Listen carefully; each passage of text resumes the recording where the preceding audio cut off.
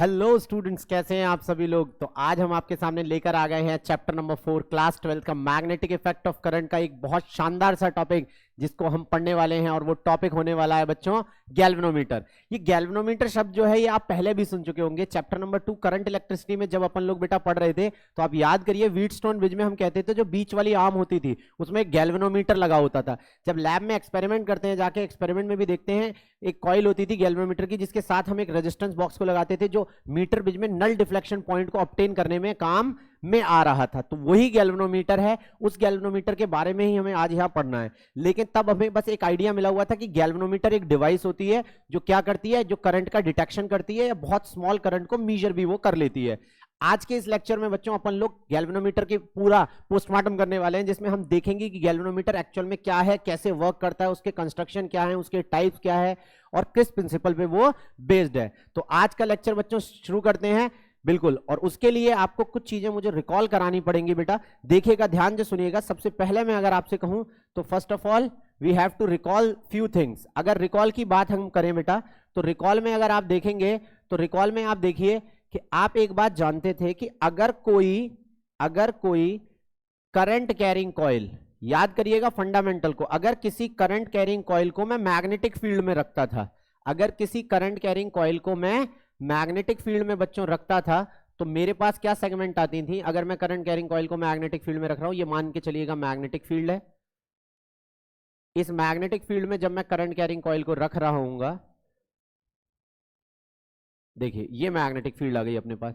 हमने कहा ये मैग्नेटिक फील्ड थी, तो अगर इसमें करंट, हमने कहा आई करंट फ्लो कर रहा है, कैसे, एंटी क्लॉकवाइज सेंस में। कैसे, एंटी क्लॉकवाइज सेंस में। एंटी क्लॉकवाइज सेंस में करंट आई फ्लो कर रहा था उस समय पे। ये वाली चीज एंटी पैरेलल है, ये पैरेलल है, तो इस पे भी फोर्स कितना लगेगा, इस पे फोर्स लगेगा 0, और इस पे भी फोर्स कितना लगेगा, इस पे भी फोर्स लगा 0।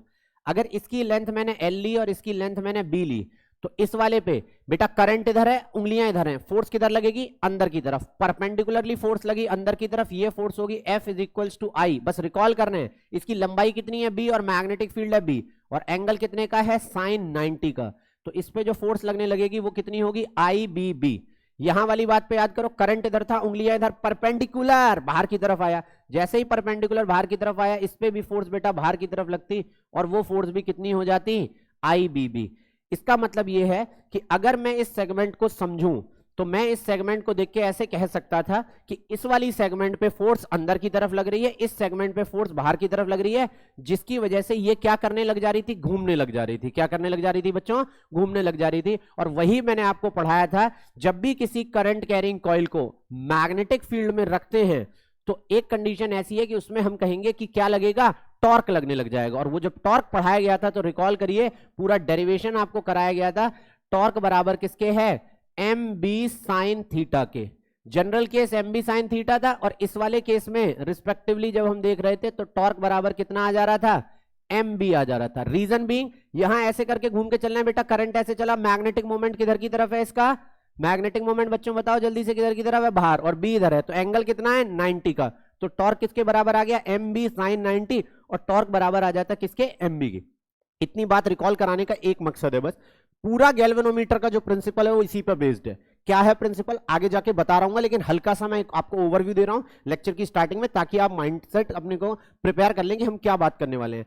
हम एक करंट कैरिंग कॉइल को किस में रखेंगे, मैग्नेटिक फील्ड में रखेंगे। मैग्नेटिक फील्ड में रखने की वजह से उस पर क्या लगने लग जाएगी, उस पर टॉर्क लगने लग जाएगी, और यही प्रिंसिपल है जिसपे हमारा गैल्वेनोमीटर वर्क करने वाला है। तो आप एक बात याद रखिएगा, टाउ बराबर किसका होता है, MB sin थीटा, और टाउ का एक ही फॉर्मूला मैंने और पढ़ाया था, M को मैंने बताया था क्या लिख देते हैं, NIAB sin थीटा, क्योंकि M का फॉर्मूला आपको पढ़ा चुके थे। M किसके बराबर होता है, अगर नंबर ऑफ टर्न्स N दिए हैं तो किसके बराबर है, NIA के, और अगर नंबर ऑफ टर्न्स एक ही होते तो M किसके बराबर पढ़ाया था बच्चों, IA के।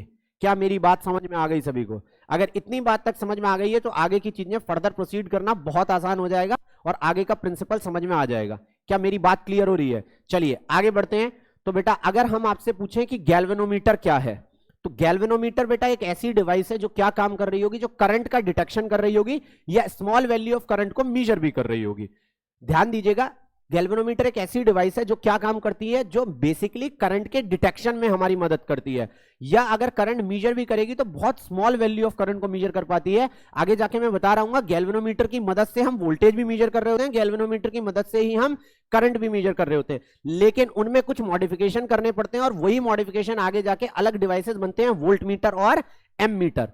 क्यों, उसका रीजन हम आगे जाके सीख रहे होंगे। अभी के लिए फिलहाल पूछा जाए व्हाट इज गैल्वेनोमीटर, तो अपन लोगों को एक बात याद रखनी है, वो क्या है कि galvanometer is a device which is basically used for the detection of current और for measuring small value of current which are flowing in an electrical circuit. क्या लॉजिक क्लियर हुआ कि नहीं हुआ? तो गैल्वेनोमीटर क्या है? गैल्वेनोमीटर एक ऐसी डिवाइस है which is used to measure current in terms of deflection या detection of current in an electrical circuit. अब करता कैसे है ये काम, ये ध्यान से समझिएगा। अभी जो मैं बता रहा हूं आगे जाके सारी बातें आने वाली होंगी। मैंने अभी आपको बताया कि एक करंट कैरिंग कॉइल है, करंट कैरिंग कॉइल को जब मैग्नेटिक फील्ड में रखोगे तो वो मैग्नेटिक फील्ड में रखने पर उस पर टॉर्क लगेगा और वो घूमेगा।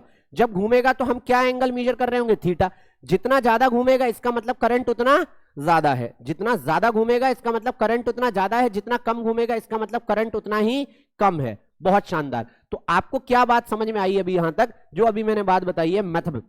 मैथमेटिकली गैल्वेनोमीटर में क्या होने वाला है?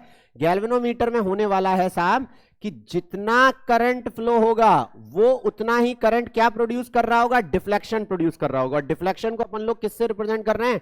थीटा से। तो मैंने क्या बोला ध्यान से सुनिए, लॉजिकली समझिएगा। When a current carrying coil is placed in a uniform magnetic field then it gets deflected, it is getting deflected by angle theta. तो थीटा जो है वो किसके प्रोपोर्शनल हो गया? Theta is going to be proportional to I. जैसे ही बच्चों थीटा प्रोपोर्शनल टू आई आएगा तो हम यहां से देखेंगे थीटा इज इक्वल्स टू, यहां पर मैं यहां लिख रहा हूं सी एस इंटू आई। ये प्रोपोर्शनलिटी कांस्टेंट आया और इसी सी एस को बोलते हैं बच्चों क्या? Current sensitivity. क्या बोलेंगे? This is called as current sensitivity. और जब यहां से आप लॉजिकली लिखेंगे तो सी एस किसके बराबर आएगा? थीटा अपॉन आई के। ये बातें आगे जाके वापस लौटेंगी। मेन मुद्दा जो है बताने का वो अभी आने वाला है। अभी हम बहुत एक इनिशियल फेज में हैं। जो बेसिक बातें मैं आपको समझाना चाह रहा हूं उन बेसिक बातों को समझ लीजिए। एक फंडामेंटली गैल्वेनोमीटर में क्या होने वाला है कि थीटा जो है वो किसके प्रोपोर्शनल होने वाला है? आई के प्रोपोर्शनल होने वाला है। जितना ज्यादा करंट होगा डिफ्लेक्शन उतना ज्यादा होगा और वहां प्रोपोर्शनलिटी कांस्टेंट है। उस प्रोपोर्शनलिटी कांस्टेंट को अपन लोग क्या बोल रहे हैं? Current sensitivity. मैं रिप्रेजेंट किससे कर रहा हूं? सी एस से। तो theta is equals to C S into I और सी एस अपने पास किसके बराबर आ गया? थीटा बाई आई के। अच्छा, अब जब गैल्वेनोमीटर को देखेंगे तो गैल्वेनोमीटर के पास क्या होगा? कॉइल होगा और वो क्या मीजर कर रहा होगा? डिफ्लेक्शन मीजर कर रहा होगा। जब डिफ्लेक्शन मीजर कर रहा होगा तो बेटा जब हम इसका सर्किट बनाते हैं तो इसका सर्किट कैसे बनाते हैं? ध्यान से सुनिएगा, अप्रोच समझ में आना बहुत ज्यादा जरूरी है। अगर मैं इसके सर्किटरी को देखूं तो मैं क्या कहूंगा बेटा? मैं क्या कहूंगा कि ये क्या है? एक ये सर्किटरी में बना रहा हूं। सर्किटरी को समझ लीजिए सारे बच्चे। अगर सर्किटरी समझ में आ गई तो कहानी आगे की बहुत इंटरेस्टिंग है और बहुत आसानी से पल्ले पड़ जाएगी। अच्छा बच्चों ध्यान देना, इसमें क्योंकि डिफ्लेक्शन मीजर होने होते हैं तो इस तरह से एक निडल इसके अंदर लगी होगी और इसके साथ ही मैं बेटा क्या लगा दूंगा? एक रेजिस्टेंस लगा दूंगा। क्या लगा दूंगा? रेजिस्टेंस। ये रेजिस्टेंस किसका है? मेरा रेजिस्टेंस है क्या? ये मेरा रेजिस्टेंस नहीं है, ये रेजिस्टेंस है जो कॉइल है। कॉइल मान लो कॉपर की बनी है तो कॉपर का खुद का कुछ रेजिस्टेंस होगा जिसको अपन लोगों ने क्या बोला? आरजी। आरजी का मतलब हो गया, आरजी का मतलब हो गया रेजिस्टेंस ऑफ गैल्वेनोमीटर कॉइल। इस आरजी का मतलब क्या हो गया बच्चों? इसका मतलब हो गया रेजिस्टेंस ऑफ गैल्वेनोमीटर कॉइल। क्या मेरी बात पल्ले पड़ी? अच्छा, ये डिफ्लेक्टिंग स्केल है या डिफ्लेक्शन स्केल है जिसमें हमें डिफ्लेक्शन देखने को मिल रहा होगा। अच्छा, डिफ्लेक्शन कब देखने को मिल रहा होगा? इसमें करंट जाएगा। अच्छा, मैंने आपको एक बात बताई है, गैल्वेनोमीटर में थोड़ा ही करंट जाता है और वो थोड़ा करंट मैं किससे रिप्रेजेंट कर रहा हूं? आईजी से रिप्रेजेंट कर रहा हूं और इसको बच्चों अपन लोग बोलेंगे फुल स्केल डिफ्लेक्शन करंट। क्या बोलेंगे बच्चों?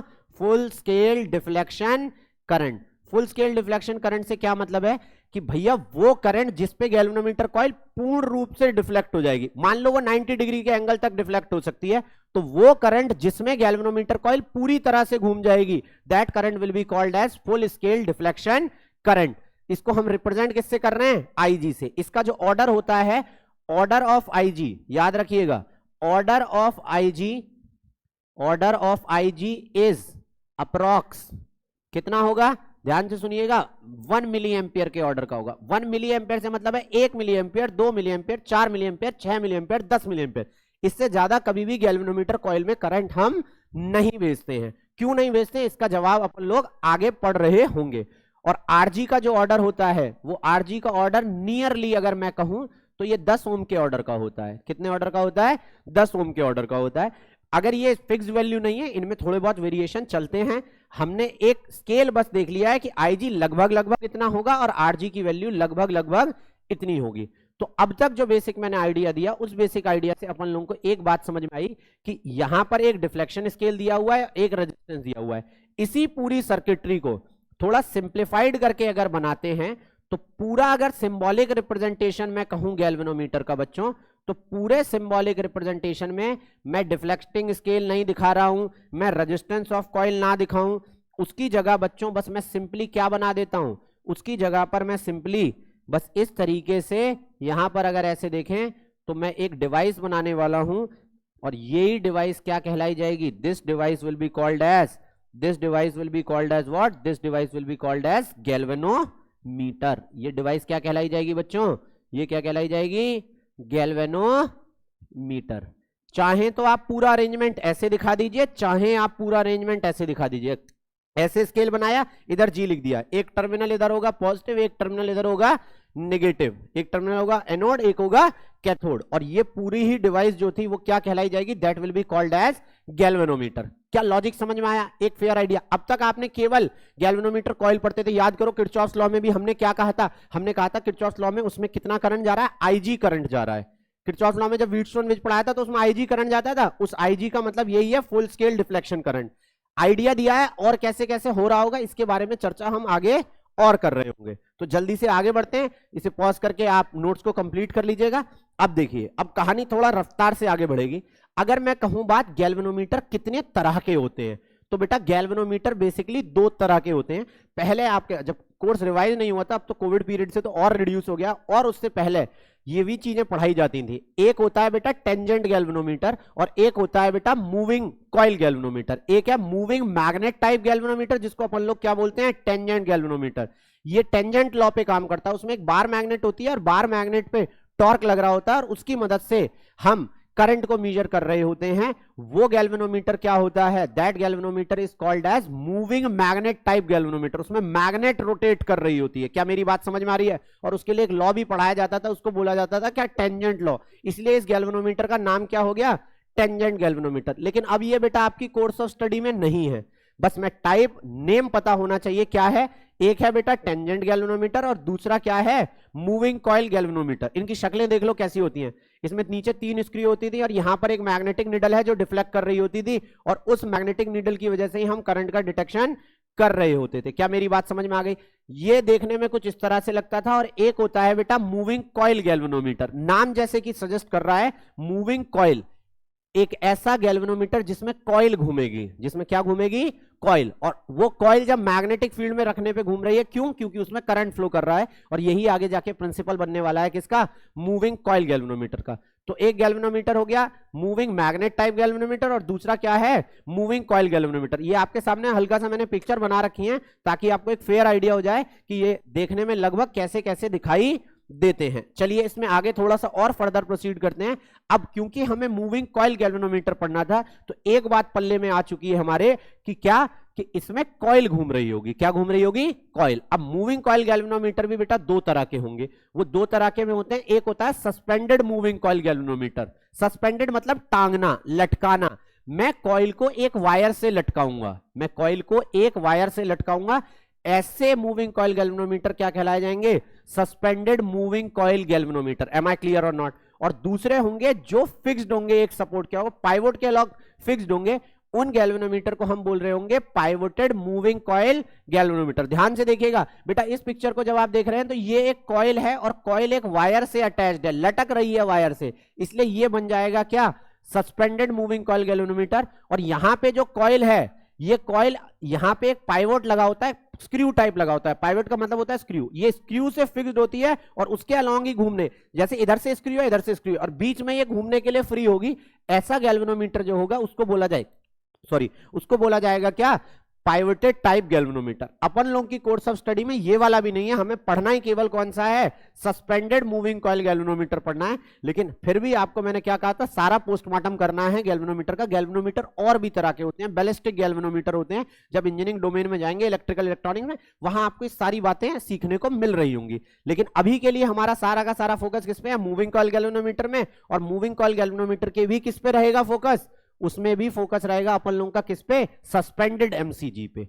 तो एक आ गए सस्पेंडेड एमसीजी, एक आ गए पाइवटेड एमसीजी। जो आप लोगों की लैब में लगे होते हैं, जितने भी आप देखते हैं, कुछ बच्चे ऐसे होते हैं जो लैब में जाके उनसे कैच कैच भी खेल रहे होते हैं कि साहब देखो पकड़ रहे हैं। तो वो वाले जो गैल्वेनोमीटर होते हैं वो पाइवटेड टाइप गैल्वेनोमीटर होते हैं, क्योंकि सस्पेंडेड टाइप जो एमसीजी हैं वो बेटा एक तो कॉस्टली होते हैं और वो बहुत डेलिकेट इंस्ट्रूमेंट होते हैं। डेलिकेट मतलब सोच के देखो, एक कॉइल है वो एक वायर से लटक रही है, वायर टूट जाएगा, सोई कॉइल नीचे गिर जाएगी और गैल्वेनोमीटर बिल्कुल बेकार हो जाएगा। तो जितना तुम ऊधम मचा रहे होगे, उस ऊधम में वो जितने भी गैल्वेनोमीटर हैं जिनके खराब होने की संभावना ज्यादा होगी। इसलिए हम लैब वगैरह में जो यूज करते हैं वो कौन से होते हैं, पाइवटेड एमसीजी यूज करते हैं। कौन से एमसीजी, पाइवटेड एमसीजी। उसमें कॉइल टूटने का खतरा नहीं होता, कॉइल जो वायर से लटकी हुई थी वहां लटकी नहीं होती, वहां फिक्स्ड होती है, जिसकी वजह से उनकी ड्यूरेबिलिटी ज्यादा होती है। इनकी ड्यूरेबिलिटी थोड़ी क्या होती है, कम होते हैं, ये डेलिकेट होते हैं, ये ड्यूरेबल ज्यादा होते हैं। इनको एक प्लेस से दूसरी प्लेस पे आराम से ले जाया जा सकता है। इन वाले इंस्ट्रूमेंट को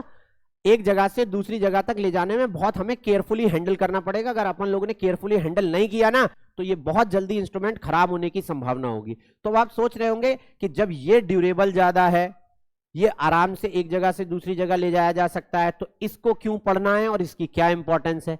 बेटा ये इंपॉर्टेंट इसलिए है क्योंकि आगे जाके एक टर्म पढ़ने को मिलेगा, सेंसिटिविटी। क्या पढ़ेंगे, सेंसिटिविटी। हल्का सा आइडिया देता हूं, सेंसिटिविटी में अपन लोग क्या पढ़ते हैं, आपने सुना होगा, सेंसोडाइन का ऐड सुना होगा, कुछ भी ठंडा या गर्म खाने से अगर आपके दांतों में झंझनाहट हो रही है, इसका मतलब आपके दांत सेंसिटिव हो चुके हैं। थोड़ा भी ठंडा या गर्म महसूस होने लग जाए, इसी तरह गैल्वेनोमीटर में थोड़ा सा करंट डालने पे अगर वो करंट पता चल गया गैल्वेनोमीटर को, तो इसका मतलब वो बहुत ज्यादा सेंसिटिव है। जैसे आप देखते होंगे कुछ बच्चे बच्चियां ऐसे होते हैं जो ब्राइट कलर्ड होते हैं, जिनकी स्किन टोन डार्कन नहीं होती है, आप उनको थोड़ा सा भी रब कर दो तो उनके चेहरे पे लाल लाल रैशेस से जल्दी दिखते हैं, और जो थोड़े सांवले टाइप के होते हैं उनके साथ ऐसी प्रॉब्लम नहीं होती। ये प्रॉब्लम है एक्चुअल में। आप पढ़ेंगे केमिस्ट्री में जाके, एक अमीनो एसिड होता है जो कम होता है गोरे लोगों की बॉडी में, जिसकी वजह से उनको धूप वगैरह में भी रैशेस जल्दी आते हैं। तो हम कहते हैं उनकी स्किन बहुत ज्यादा सेंसिटिव है। किसको सेंसिटिव है, स्किन जो सेंसिटिव है वो रैशेस को बहुत ज्यादा सेंसिटिव, थोड़ी बहुत देर में ही उस पर रैशेस आ जाते हैं। सनलाइट को बहुत ज्यादा सेंसिटिव है, सनलाइट उस पर तुरंत ही रैशेस ला देती है। क्या मेरी बात समझ में आ रही है कि नहीं आ रही है। इसी तरह से ये वाले ऐसे डिवाइस हैं, ये ऐसा एमसीजी है जो बहुत छोटे से छोटे करंट को भी नाप लेगा। मतलब आप ये मान के चलिएगा, ये कितना करंट नाप सकता है, ये नाप सकता है लगभग 10⁻⁻⁹ एम्पियर का करंट, और ये कितना नाप सकता है, 10⁻⁻⁶ एम्पियर का। तो सेंसिटिविटी किसकी ज्यादा है, कम से कम करंट किसमें नप रहा है, वो नप रहा है किसमें, सस्पेंडेड मूविंग कॉइल गैल्वेनोमीटर में। पाइवोटेड भी नाप दे रहा है काफी हद तक छोटे करंट को, मतलब 10⁻⁻⁶ तक नापने की क्षमता इसमें भी है। लेकिन देखो इसकी सेंसिटिविटी जो है वो बहुत ज्यादा है, मतलब वो बहुत छोटे करंट को भी नापने में कैपेबल हो रहा है। 10⁻⁹ का मतलब है 0.00, 8 बार 0, लास्ट में मैंने 1 लिखा है। इतना छोटा करंट भी ये बहुत इजीली नापने में कैपेबल हो जाता है। तो सस्पेंडेड एमसीजी और पाइवोटेड एमसीजी में डिफरेंस देखिएगा। पहली बात तो इसमें क्या है, coil is suspended bye phosphor bronze wire. ये भी आगे जाके आपको सीखने को मिलेगा कि भाई फॉस्फर ब्रॉन्ज वायर ही क्यों लेते हैं, फॉस्फोरस ब्रॉन्ज वायर कह लो या फॉस्फर ब्रॉन्ज वायर कह लो, मतलब एक ही है। क्यों लेते हैं इसके ऊपर जवाब मिल रहे होंगे। यहां पे क्या हो रहा है, coil is suspended between two pivots. Pivots मतलब स्क्रू पेज टाइप का अरेंजमेंट है, उनके बीच में कॉइल इसमें सस्पेंड हो रही होती है, जिससे कॉइल टूटने का खतरा नहीं होता है। यहां देखिए, measurement is done by lamp and scale arrangement. जब इस डिवाइस को बनाते हैं तो उसमें लाइट फेंकी जा रही होती है, इसमें लाइट होगी, इसमें मिरर भी लगेगा, इसमें रिफ्लेक्शन की भी प्रॉपर्टी लग रही होगी। तो सस्पेंडेड एमसीजी थोड़ा सा कॉम्प्लिकेटेड स्ट्रक्चर बनेगा, जिसमें हमें लाइट और लैंप स्केल मेजरमेंट की मदद से जाके हम यहां पे करंट को मेजर कर पा रहे होंगे। जबकि इसमें क्या है, measurement is done by pointers. देखिए कॉइल होगी, कॉइल से ही पॉइंटर अटैच होगा और पॉइंटर डायरेक्ट घूम जाएगा। पॉइंटर डायरेक्ट घूम गया, इसका मतलब हमने डिफ्लेक्शन को मेजर कर लिया। पॉइंटर भी दो तरफ घूम सकता है, एक बार इधर घूम सकता है और एक बार इधर घूम सकता है। वही आप लोगों ने गैल्वेनोमीटर में देखा होगा, इधर घूमता है इधर घूमता है। जब करंट इधर जा रहा होगा इधर घूमेगा, करंट इधर जा रहा होगा इधर घूमेगा। उसी को कहते हैं कि भैया सर्किट में करंट मौजूद है, और देखो डिटेक्शन हो गया किसका, करंट का। बहुत शानदार। तो coil is suspended between to wires, ये बता दिया हमने। अच्छा, less sensitive then suspended MCG and durable, अभी मैंने इस पे चर्चा करी थी। ये क्या होता है? Highly sensitive and delicate, can not be taken from one place to another और this can be taken easily from one place to another. तो सस्पेंडेड एमसीजी बहुत डेलिकेट होते हैं, बहुत केयरफुली हैंडल करने होते हैं, क्योंकि कॉइल लटक रही है, टूटने का खतरा आसानी से हो जाता है, मतलब टूट जल्दी सकता है, तो वो क्या हो जाएगा? That is going to be more delicate. ये इतना ज्यादा डेलिकेट नहीं होता है। तो सस्पेंडेड एमसीजी कॉस्टली भी बनते हैं। पाइवोटेड एमसीजी होते हैं वो उनकी कॉस्टिंग भी कंपैरेटिवली थोड़ी कम आ रही होती है। ये लेकिन सेंसिटिव बहुत ज्यादा है, कितना करंट मेजर कर सकता है? Up to 10 to the power -9 ampere. और ये थोड़ा ड्यूरेबल होने की, ड्यूरेबल तो है लेकिन इसमें जो करंट मेजर हो रहा है बच्चों वो कितना हो रहा है? 10 टू द पावर -6 एम्पियर तक हो सकता है, उससे कम करंट इसमें मेजर नहीं हो सकता। चलिए थोड़ा सा और आगे बढ़ते हैं और फिर हम चर्चा करेंगे किसकी? सस्पेंडेड मूविंग कॉइल गैल्वेनोमीटर की। देखिए इसका पूरा कंस्ट्रक्शन मैं आप लोगों के लिए पहले से डायग्राम बना के लाया हूं ताकि वीडियो बहुत ज्यादा लंबी ना हो, वरना एक्चुअल में ये पूरे डायग्राम वगैरह के साथ कंप्लीट करने में पूरा 1 घंटे का लेक्चर इसी में लग जाता। ध्यान से सुनिएगा। अगर मैं सस्पेंडेड मूविंग कॉइल गैल्वेनोमीटर की बात करूं तो देखिए ऊपर यहां पर हमने क्या बना रखा है? एक रिजिड सपोर्ट बना रखा है बेटा। क्या बना रखा है अपन लोगों ने? Rigid support. उस रिजिड सपोर्ट से बेटा देखो हमने क्या है, एक थिन फॉस्फर ब्रॉन्ज वायर लटका रखा है, उस वायर में हमने एक कॉइल लटका रखी है। कंस्ट्रक्शन समझते चलना। एक रिजिड सपोर्ट है, वहां से एक वायर है, वायर से क्या लटकी हुई है? कॉइल लटकी हुई है। उसी वायर के ऊपर जो थिन फॉस्फर ब्रॉन्ज वायर लटक के ऐसे आ रहा था उसके ऊपर एक मिरर लगा हुआ है। क्या लगा हुआ है? मिरर लगा हुआ है। देखिएगा ध्यान से, इस पूरे अरेंजमेंट को हम एक जो ये ग्रीन कलर का बॉक्स सा दिख रहा है, इस ग्रीन कलर के बॉक्स को हम कहते हैं नॉन कंडक्टिंग और नॉन मैग्नेटिक फ्रेम पे लगा रखा है। नॉन कंडक्टिंग और नॉन मैग्नेटिक। कंडक्टिंग इसलिए नहीं कि क्योंकि जो करंट अगर हम पास कराएंगे तो वो करंट उसमें नहीं जाना चाहिए। अब देखो कॉइल बनानी थी, अगर रेक्टेंगुलर शेप की कॉइल बनानी होगी तो कोई ढांचा तो बनाना पड़ेगा, कोई फ्रेम तो बनाना पड़ेगा जिसके ऊपर हम कॉइल को वाउंड कर सकें। तो मैंने एक ऐसा फ्रेम लिया जो नॉन कंडक्टिंग है और क्या है? Non magnetic. उसके ऊपर बेटा मैंने कॉइल लगा दी और इनके बीच में ये जो पिंक कलर का मैंने बना रखा है ये बेटा क्या है? सॉफ्ट आयरन कोर है। हर चीज की अपनी इंपॉर्टेंस है कि थिन फॉस्फर ब्रॉन्ज वायर क्यों लिया गया, यहां पर अगर आप देखेंगे सॉफ्ट आयरन कोर क्यों लिया गया, यहां पर ये लोअर सस्पेंशन में एक स्प्रिंग लगाई हुई है, ये स्प्रिंग हमने क्यों लगाई है। इसके बाद ये जो मैग्नेट ली जाती हैं बच्चों, ये एक्चुअल में magnet concave horse shoe type magnet होती हैं। कॉनकेव मतलब होने का मतलब है जब आप सामने से देख रहे हो तो फ्लैट सी दिखाई दे रही है, लेकिन अंदर आप देखोगे तो ऐसे करके कॉनकेव स्ट्रक्चर होगा। सोच के चलिएगा, ऐसे ये आपको ऐसे दिख रहा होगा यहां पर। अगर मैं आपसे कहूं कि ये सामने से तो बिल्कुल फ्लैट दिख रहा है, ठीक है, अब अगर इसे देखूंगा तो ये कॉइल ऐसे देखेंगे तो ऐसे दिखाई दे रही होगी, तो एक्चुअल में स्ट्रक्चर इसका ऐसे होगा। मैग्नेट का स्ट्रक्चर ये इधर जा रहा होगा, ये इधर जा रहा होगा, जैसा कि मैं यहां दिखा रहा हूं। देखो ये कॉनकेव स्ट्रक्चर बन रहा है और ये कॉनकेव स्ट्रक्चर बन रहा है। तो एक नॉर्थ पोल वाली कॉनकेव हॉर्सशू टाइप इधर हो गई, एक साउथ वाली इधर हो गई, और इनके बीच में हमने क्या लटका रखी है बच्चों? इनके बीच में अपन लोगों ने कॉइल लटका रखी होगी और रेक्टेंगुलर कॉइल ले रखी है। तो याद रखिएगा ऊपर रिजिड सपोर्ट था, एक थिन फॉस्फर ब्रॉन्ज वायर था, उससे मिरर अटैच था। यहां पे हमने एक कॉइल ले रखी है जिसको अपन मूविंग कॉइल बोल रहे हैं। एक यहां पर क्या है? मैग्नेट है, और ये मैग्नेट कौन सी है? ये मैग्नेट है concave horse shoe type magnet. इसके नीचे मैंने बेटा एक स्प्रिंग लगा रखी है, इसकी पूरी लंबाई मैंने डी मानी। अच्छा, ऊपर से यहां पूरा मैंने डायग्राम कंप्लीट नहीं बना रखा है, इतने से ही सारी चीजें समझ में आ जाएंगी। बस इतना समझ लो, यहां से जो कॉइल बनी हुई थी, कॉइल का एक कनेक्शन इधर जाएगा, बैटरी से अटैच होगा, बैटरी इधर से करंट भेजेगी और यहां से एक तार निकल के इधर आ जाएगा जो सर्किट को कंप्लीट कर रहा होगा। क्या मेरी बात समझ में आई? मैंने बैटरी बना के नहीं दिखाई है, बस इतना समझ लेना कि इसमें इस कॉइल में बाहर से एक एक्सटर्नल सप्लाई के थ्रू हम करंट भेज रहे हैं, जो करंट इधर से आएगा और इधर से सर्किट को कंप्लीट करता हुआ निकल जाएगा। उसको आप डायग्राम में बनाएं ना बनाएं कोई दिक्कत लेने वाली बात नहीं है। क्या मेरी बात समझ में आ गई? इसको कई जगह पर टॉर्जनल हेड भी बोल देते हैं रिजिड सपोर्ट को, जहां से वो लटका हुआ होता है।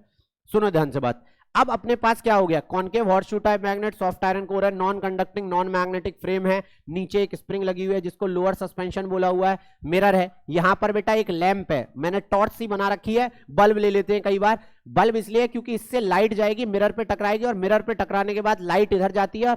स्केल पे हम उस लाइट के मूवमेंट को देख रहे होते हैं कि कहां से कहां तक मूवमेंट हुआ, और तब जाके हम करंट को नाप रहे होते हैं। तो होपफुली पूरा जो कंस्ट्रक्शन है सस्पेंडेड एमसीजी का, जो मैं कह रहा था मैं पोस्टमार्टम कर दूंगा पूरा एमसीजी का, वो आपको समझ में आ गया होगा कि पूरे अरेंजमेंट में क्या है। तुम्हें तो बेटा वो इतना सा बाहर बस एक बॉक्स सा दिखाई देता है कि इससे हमें करंट नापना है, लेकिन एक्चुअल में उसमें अंदर बहुत सारे कंपोनेंट हैं। उन सारे कंपोनेंट के ऊपर मैंने चर्चा करी है कि वो कैसे कैसे लगभग बनते हैं। हर बात का मतलब है कि थिन फॉस्फर ब्रॉन्ज वायर क्यों लिया है, मिरर का क्या काम है, कॉनकेव हॉर्सशू टाइप मैग्नेट क्यों ली गई है, सॉफ्ट आयरन कोर क्यों लिया गया है, नीचे लोअर सस्पेंशन ये स्प्रिंग लगाने का क्या मतलब है, क्यों लगाई गई है, उन सारी बातों के ऊपर अपन लोग चर्चा कर रहे होंगे। अब ध्यान से सुनिएगा, बहुत बेसिक फंडामेंटल। अगर मैं प्रिंसिपल एंड वर्किंग की बात करूं तो मैंने क्या कहा, when a current carrying coil is placed in an external magnetic field then it experience a torque on it and gets rotated,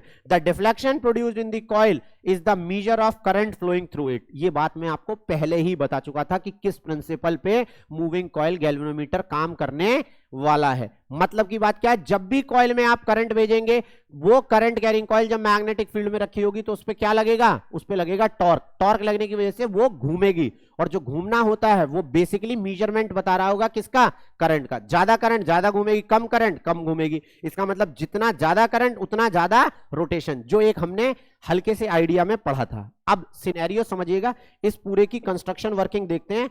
हमारा भाई औजार कहां है, चलिए ये रहा, मिल गया, ठीक है। तो अब यहां से समझेंगे, अब मैंने इसमें करंट भेजा बेटा, मैंने इसमें क्या भेजा, करंट। जैसे ही मैं करंट भेजूंगा तो इसी कॉइल को ऐसे समझिए, ये नॉर्थ है ये साउथ है, तो नॉर्थ से साउथ की तरफ अगर मैं आपसे कहूं कि मैग्नेटिक फील्ड किधर बनेगी, तो ये कुछ ऐसे करके मैग्नेटिक फील्ड बन रही होगी। मैं बहुत ज्यादा लाइंस नहीं दिखा रहा हूं, बस मैं केवल 2 लाइन से आपको समझाना चाह रहा हूं कि मैग्नेटिक फील्ड बच्चों इधर की तरफ बनी। अच्छा, इस मैग्नेटिक फील्ड में अब मैं मान के चलता हूं, इसमें जो करंट फ्लो हुआ वो करंट फ्लो ऐसे होगा, मान के चल रहे हैं वो करंट फ्लो ऐसे हो रहा है, ठीक है, इस डायरेक्शन में करंट फ्लो हुआ, करंट ऐसे घूमता, वही कहानी होती, अंगूठा इधर, उंगलियां इधर, परपेंडिकुलर अंदर, ये अंदर जाता है ये बाहर जाता है, जिसकी वजह से कॉइल ऐसे करके क्या करने लग जाती, रोटेट। अभी बताया था ना मैंने, ये है, इस पे फोर्स इधर लग रहा है, इस पे फोर्स इधर लग रहा है, जिसकी वजह से ये रोटेट करेगी। ये क्या करेगी, रोटेट। अच्छा, कॉइल रोटेट करी, मैंने कहा कॉइल कितने एंगल से रोटेट कर गई, थीटा एंगल से रोटेट कर गई। कितने एंगल से रोटेट करी, थीटा। तो ध्यान से सुनिएगा, मैं बार बार थोड़ा मूवमेंट करूंगा आगे पीछे का। तो मैंने कहा कि कॉइल बच्चों हमारी थी जब उसमें करंट पास हुआ, when current is pass through the coil, when current is passed through the coil, through the coil, तो उस पर टॉर्क डिफ्लेक्टिंग कितना लगा होगा।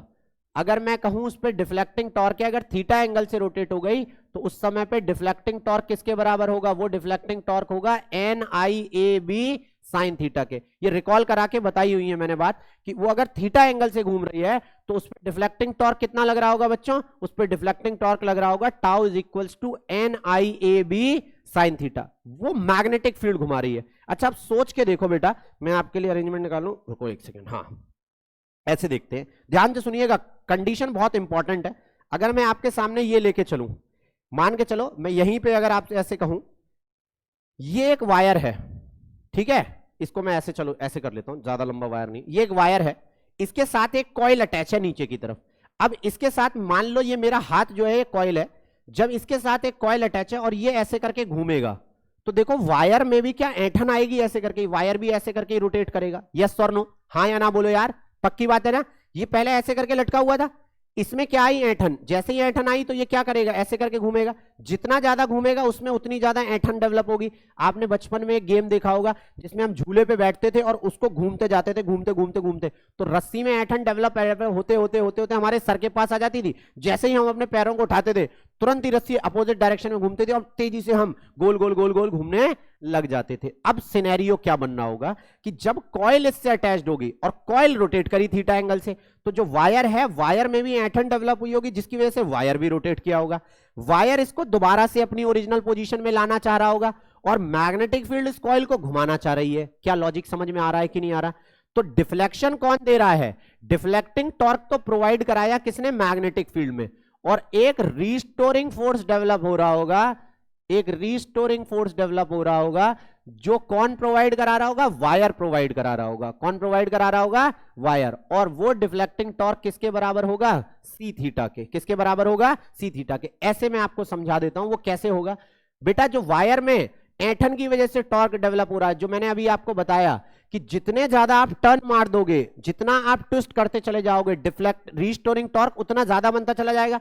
आप थोड़े बहुत टर्न मारते, ऐसे 2-4 ही चक्कर मारते और तब अपने पैरों को उठाते तो आप घूमते, लेकिन उतनी तेजी से नहीं घूमते। लेकिन अगर आपने बहुत ज्यादा चक्कर मार दिए और रस्सी के अंदर घूम घूम के बिल्कुल आपकी खोपड़ी तक आ गई, जहां आगे होना संभव ही नहीं है, उल्टी डायरेक्शन में रोटेट करना, और जैसे ही पैरों को उठाओगे तो आप बहुत तेजी से रोटेट करना चालू होगे, बहुत तेजी से घूमना चालू होगे। तो इसका मतलब क्या है, जो रीस्टोरिंग टॉर्क है वो डायरेक्टली प्रोपोर्शनल होगा कि हमने उस रस्सी में कितने अंटे दे दिए हैं। अंटे समझते हो ना, कितनी गांठ टाइप की उल्टी डायरेक्शन में हम लगाते चले आए हैं। और जैसे ही ये प्रोपोर्शनलिटी कांस्टेंट हटाओगे तो टॉर्क रीस्टोरिंग बराबर हम लिखते हैं C इंटू थीटा, और यही C कहलाया जाता है टॉर्जनल कांस्टेंट।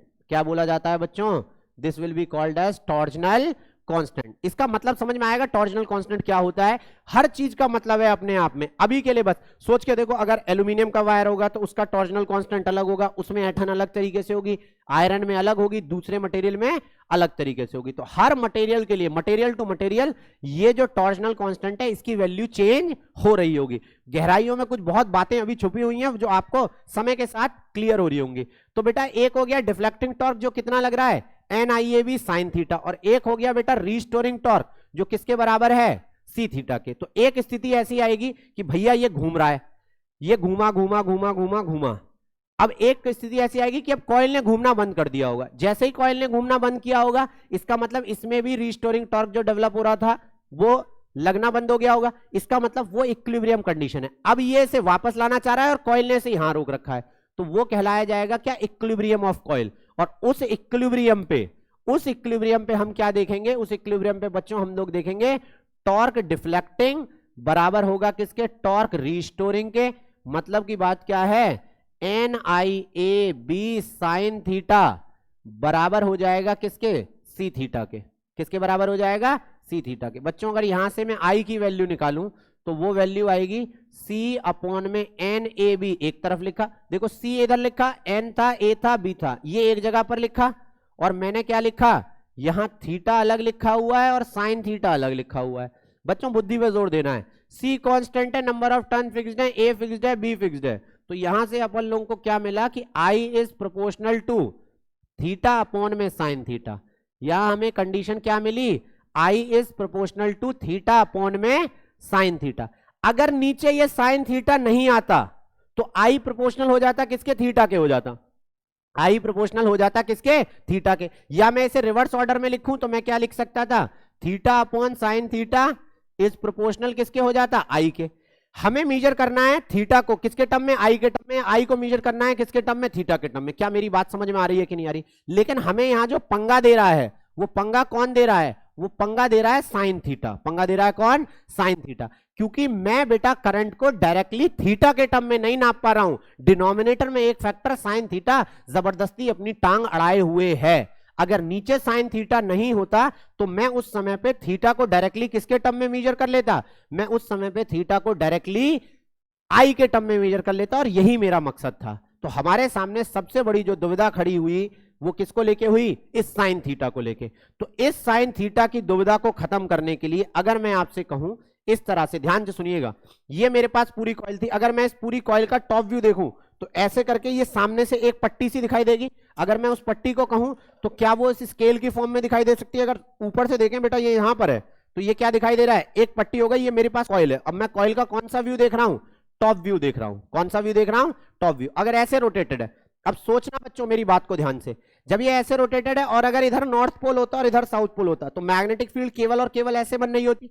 जब केवल मैग्नेटिक फील्ड ऐसे बन रही होती तो इसके साथ किसी ना किसी एंगल पे आ रही होती।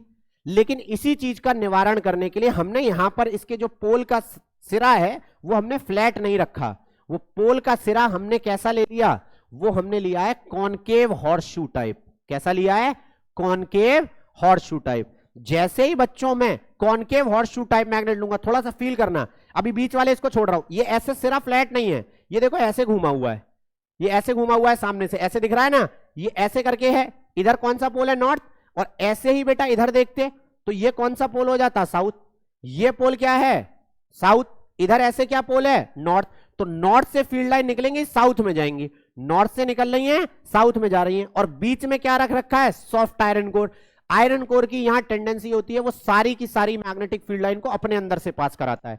तो ऐसे समझो कि यहां पे नॉर्थ पोल है, ये ऐसे, ठीक है, सामने से दिखाई दे रहा है ना, देखो ऐसे करके, ये नॉर्थ पोल है, ऐसे ऐसे इधर साउथ पोल है, और बीच में सॉफ्ट आयरन कोर रखा है। तो नॉर्थ से निकलेंगी, आयरन कोर में गई, फिर साउथ की तरफ, नॉर्थ से निकलेंगी साउथ की तरफ, नॉर्थ से निकलेंगी साउथ की तरफ।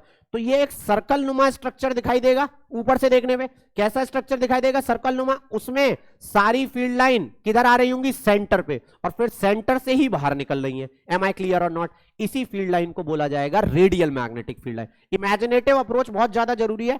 ऐसे घुमा हुआ है, फिर इधर ऐसे घुमा हुआ है, बीच में सॉफ्ट आयरन कोर रखा है, मैग्नेटिक फील्ड लाइन नॉर्थ से निकल रही है, साउथ की तरफ जा रही है, नॉर्थ से निकल रही हैं, साउथ की तरफ जा रही हैं। ये सारी की सारी ऐसे घूम के देखो, यहां से यहां तक, यहां से यहां तक होता, पूरी फील्ड लाइन ऐसे आ रही होती, तो वो फील्ड लाइन क्या हो जाती, रेडियल कोर की हो जाती। कैसे हो जाती, radial magnetic field line. Radial होने का फायदा, अब मान के चलो ये मेरी कॉइल थी टॉप व्यू से देखने पे, अगर ये ऐसे रखी है तो कुछ है, मान लो वायर ऐसे लटका हुआ है, जब ये ऐसे घूमी, जब ये ऐसे थी ऐसे करके घूमी, तो इस समय पे वायर में कोई ऐंठन नहीं है। अब ये जब ऐसे घूमेगी तो वायर में थोड़ी सी ऐंठन आ गई होगी। जब ये सामने है बच्चों, ऐसे देखो, जब ये सामने है तो अभी वायर बिल्कुल सीधा साधा लटका हुआ था, अब इसको थोड़ा सा घुमा दिया ऐसे करके, तो इसमें थोड़ी सी ऐंठन डेवलप हो गई। कितनी ऐंठन डेवलप हुई, थीटा।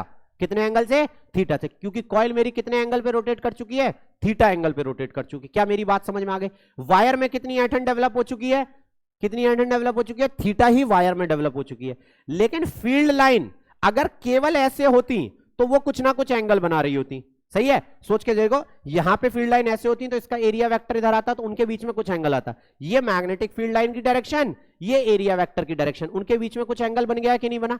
अरे हाँ या ना बोलो। अब मैंने इसको बेटा थोड़ा सा रोटेट कर दिया, जैसे ही मैंने इसको थोड़ा सा रोटेट किया तो उस समय पर, क्योंकि मैग्नेटिक फील्ड लाइन रेडियल थी, देखो ये मैग्नेटिक फील्ड लाइन ऐसे आ रही थी और इसका एरिया वेक्टर इधर की तरफ आ रहा था, एरिया वेक्टर इधर की तरफ है, मैग्नेटिक फील्ड लाइन ऐसे है, तो एरिया वेक्टर और मैग्नेटिक फील्ड के बीच में कितना एंगल होगा, वो एंगल होगा बच्चों 90 डिग्री का।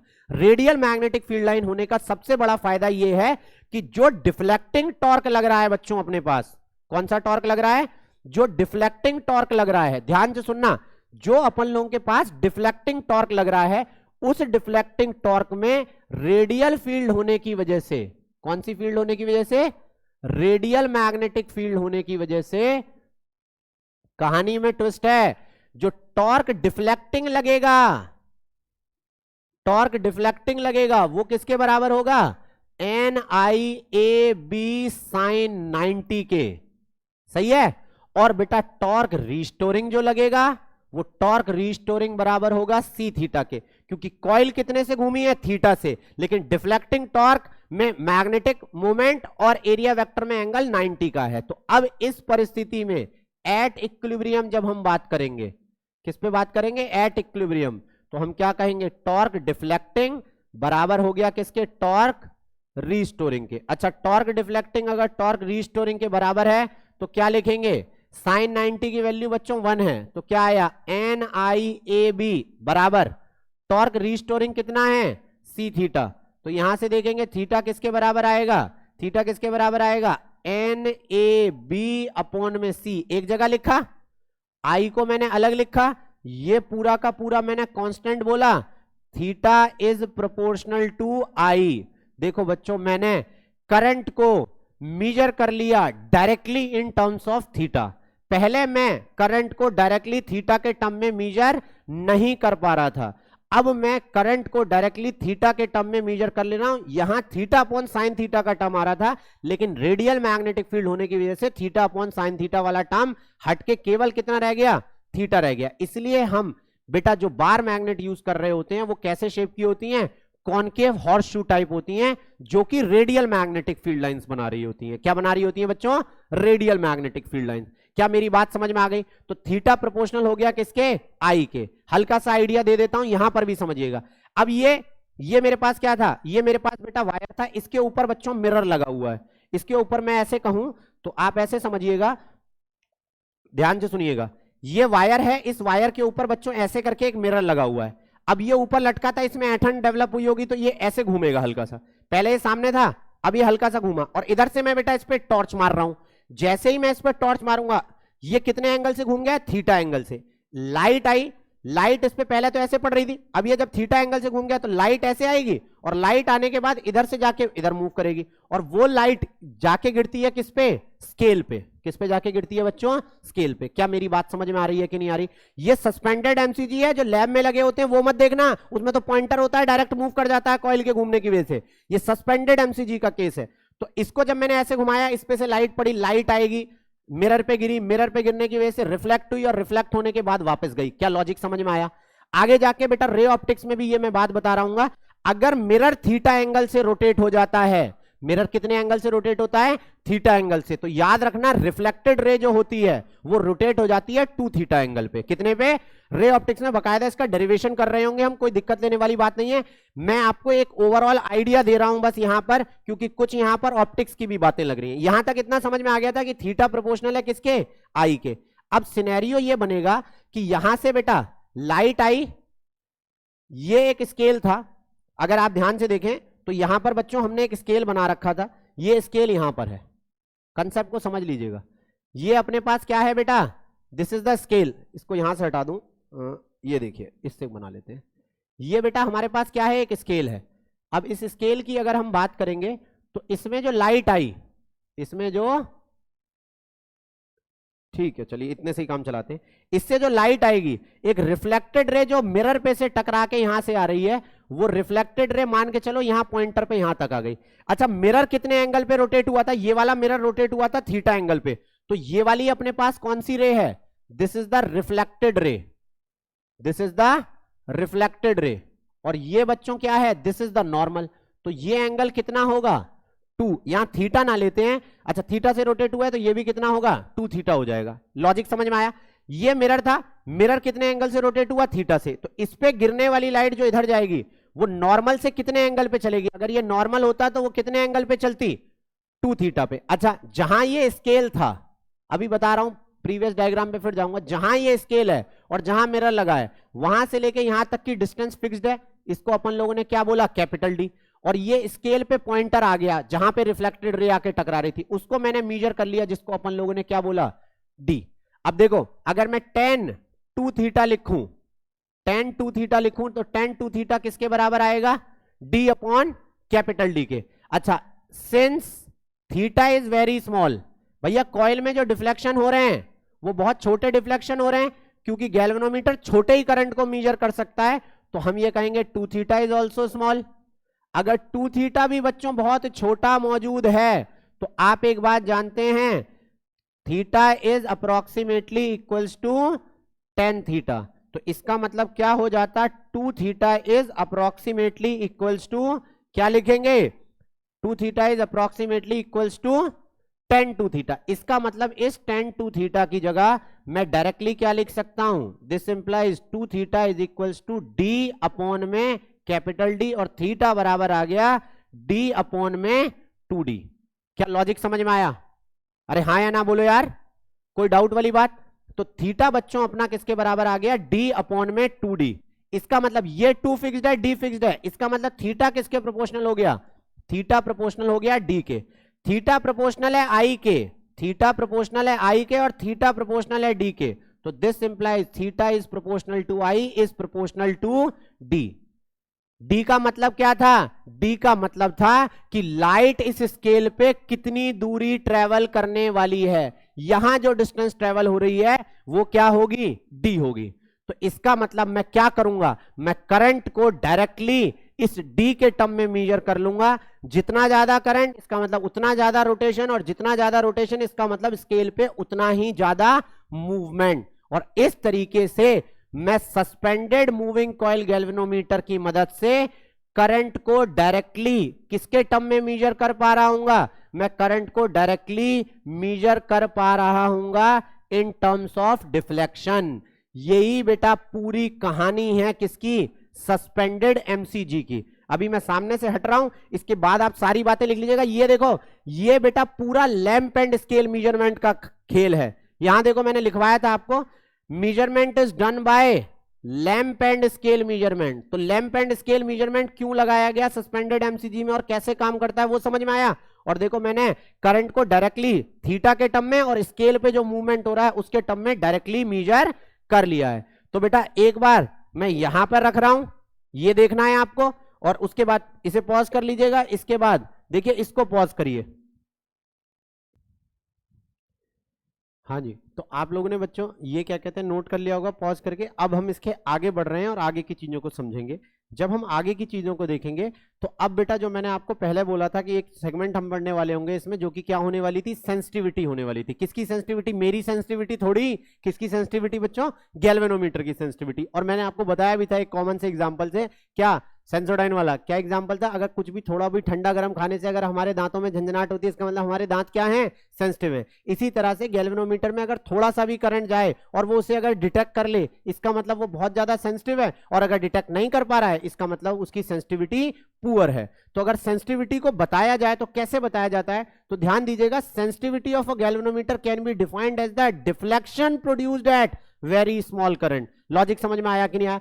थोड़ा भी करंट जाए और थोड़े भी करंट की मदद से अगर मुझे यह पता चल गया कि उसमें डिफ्लेक्शन हो गया है तो इसका मतलब गैल्वेनोमीटर क्या है? सेंसिटिव है। अदरवाइज गैल्वेनोमीटर सेंसिटिव नहीं होगा। अब ध्यान दीजिए, सेंसिटिविटी दो तरह की होती है, एक होगी करंट सेंसिटिविटी बच्चों और एक होगी क्या?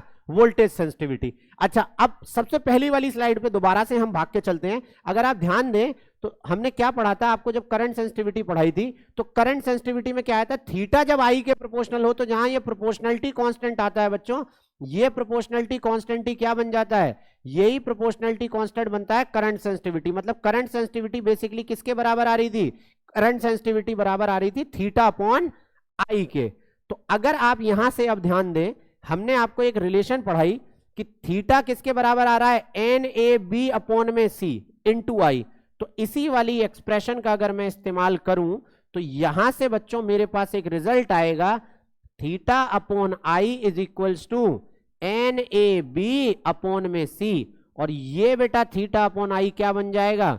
This will become current sensitivity. Am I clear और नॉट? फॉर्मूला एक बेसिक डेवलप हो गया कि नहीं? दोबारा से लौटूंगा अब मैं।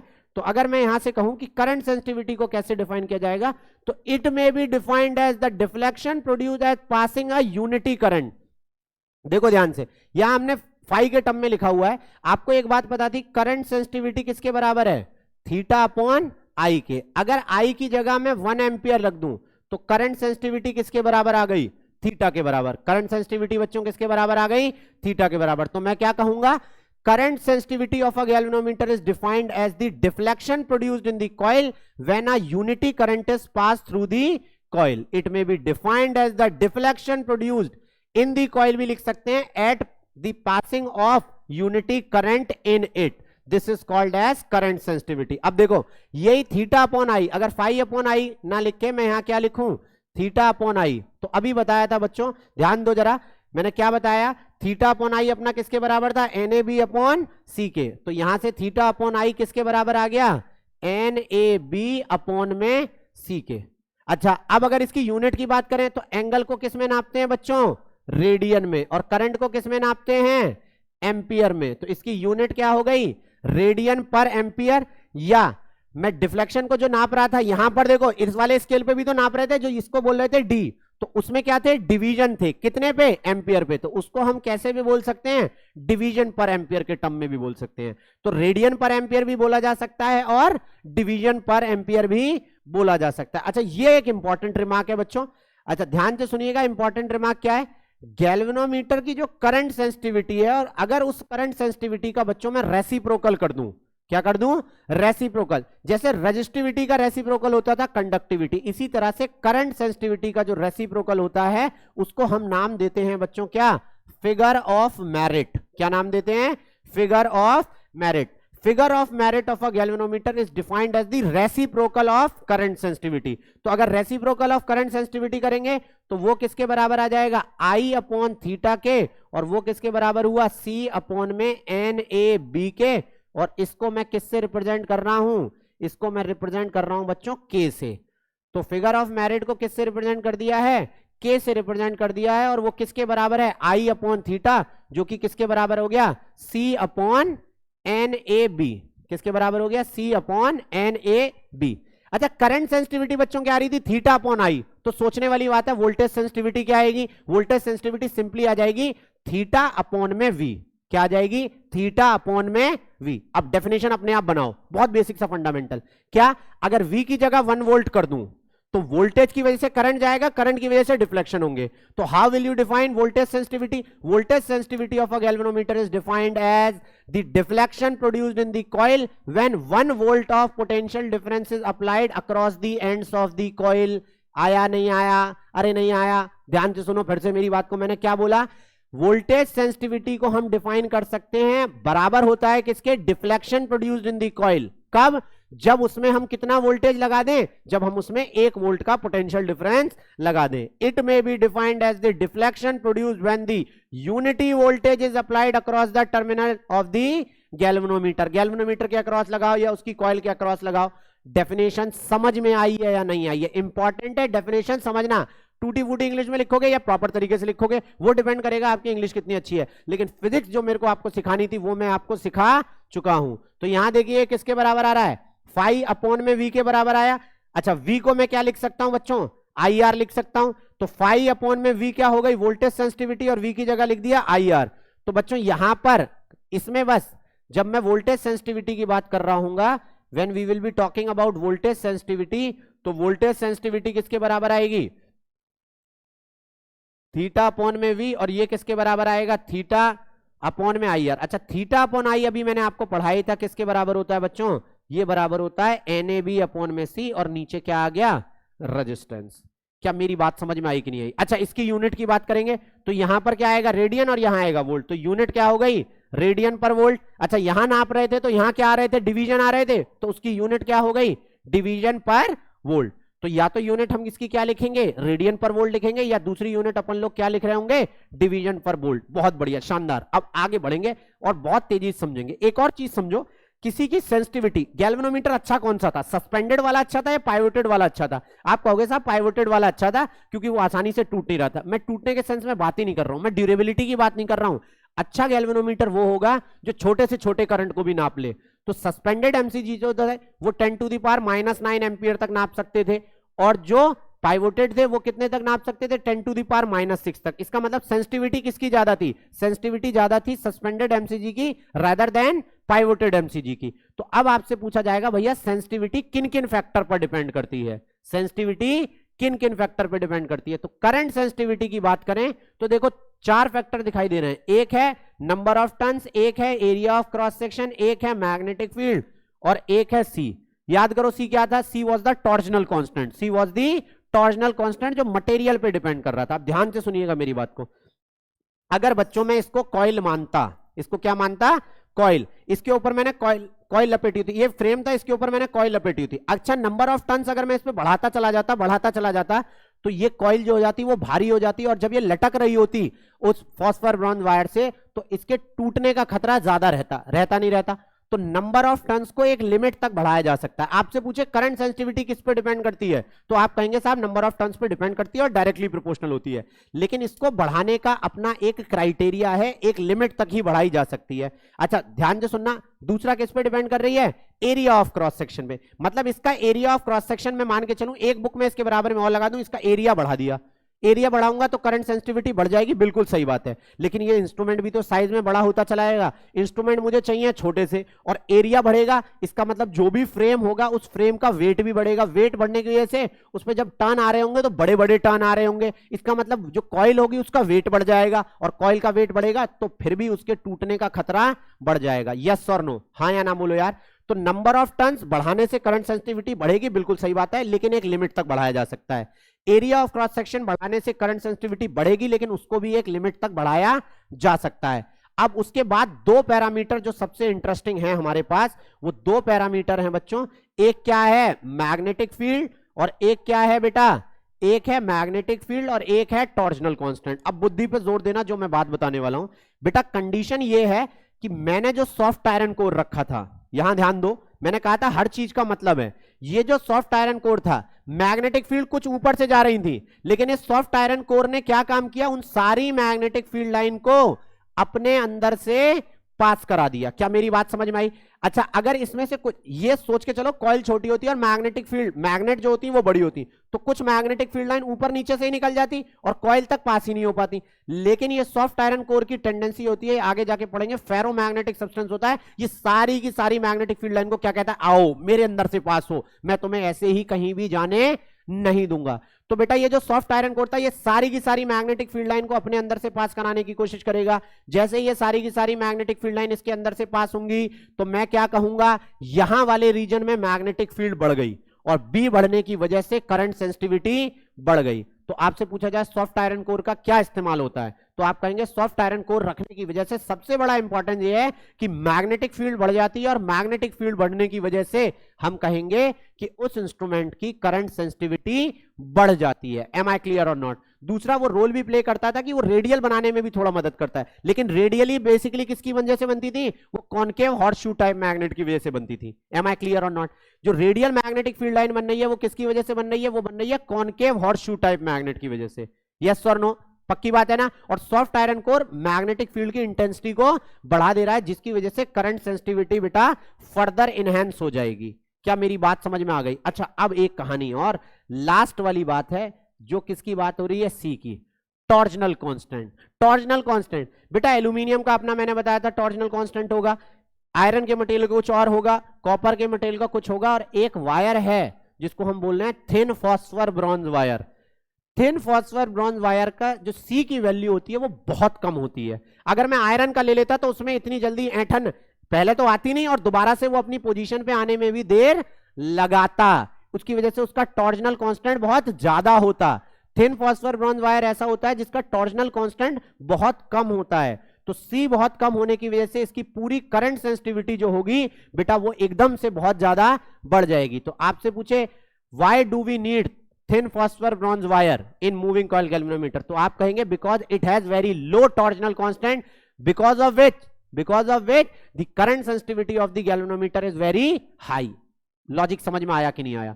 ध्यान से समझ में आई कि नहीं आई कहानी? मैं सामने से हट रहा हूं, इसे भी पॉज करके नोट्स आप पूरे कंप्लीट करेंगे। अच्छा, आगे बढ़ते हैं। अब यहां देखो, सामने 3 क्वेश्चन दिए हुए हैं, ये बेसिक फंडामेंटल के सवाल हैं जो आपसे पूछे जा सकते हैं। पहला सवाल आपको क्या दिखाई दे रहा है, why concave horseshoe type magnet is used in MCG. तो आपको पता है क्यों यूज की गई है, क्योंकि वो मैग्नेटिक फील्ड लाइन को रेडियल बना देती हैं। रेडियल बनाने की वजह से ही क्या होता था, रेडियल बनाने की वजह से ही हम करंट को डायरेक्टली करंट को हम डायरेक्टली थीटा के टर्म में मेजर कर पा रहे थे, अदरवाइज वो कितना आता था, थीटा अपॉन साइन थीटा आता था। तो कॉनकेव हॉर्सशू टाइप मैग्नेट का सबसे बेसिक रोल क्या है कि ये मैग्नेटिक फील्ड लाइन को क्या करती हैं, रेडियल बनाती हैं। अगला सवाल, why soft iron core is placed at the centre of the coil. Soft iron core coil के सेंटर पे क्यों रखा जाता है, क्योंकि वो मैग्नेटिक फील्ड को बढ़ा देता है, जिसकी वजह से उसकी करंट सेंसिटिविटी बढ़ जाती है। एम आई क्लियर और नॉट? तीसरी बात, वो कह रहा है why thin phosphor bronze wire is used in moving coil galvanometer. तो क्या कहेंगे, थिन फॉस्फर ब्रॉन्ज वायर वो वायर होता है जिसका टॉर्जनल कांस्टेंट बहुत कम, टॉर्जनल कांस्टेंट कम होने की वजह से उसकी करंट सेंसिटिविटी बहुत ज्यादा। क्या मेरी बात समझ में आई? आई नहीं आई? कोई डाउट वाली बात हो तो आप जानते हैं आपको क्या करना है, बिल्कुल भी संकोच मत करिएगा, अपनी क्वेरीज अब मेरे तक पहुंचाइएगा और मैं उनका रिजोल्यूशन करने की पूर्ण रूप से कोशिश कर रहा हूं। तो मैंने जैसा कि आपसे प्रॉमिस किया था कि इस पूरे लेक्चर में, लेंदी लेक्चर बेशक हो गया होगा, लेकिन बेटा हमने मूविंग कॉइल गैल्वेनोमीटर का एक बेसिक से बेसिक फंडामेंटल पढ़ा है। थोड़ी बातें ऐसी भी हैं जो आगे जाके आप रिलेट करेंगे, ऑप्टिक्स में जाके रिलेट करेंगे। जब मैंने लैंप और स्केल मेथड से बताया था, उन बातों को आप अपने जहन में भी रखिएगा कि साहब ऐसा हो रहा है, क्यों हो रहा है उसका जवाब आगे मिलेगा, क्योंकि अभी हम इस लेक्चर में उतनी चीजें और डिस्कस नहीं कर पाते हैं। तो सोच के देखो कितना बड़ा और लेक्चर हो जाता। तो होपफुली सारी बातें बच्चों आपको यहां तक समझ में आ गई होंगी। तो आज की अपनी हम इस छोटी सी सभा का यहीं पर अंत करते हैं। माना कि ये छोटी सी नहीं रही है, लेकिन फिर भी हम यही कह रहे हैं कि इस छोटी सी सभा का यहीं पे अंत करते हैं। फिर मुलाकात होगी, होपफुली सारे बच्चे घर पे फिट फाइन और हेल्दी रह रहे होंगे। स्वस्थ रहिए, मस्त रहिए, तब तक के लिए tata bye bye, see you soon.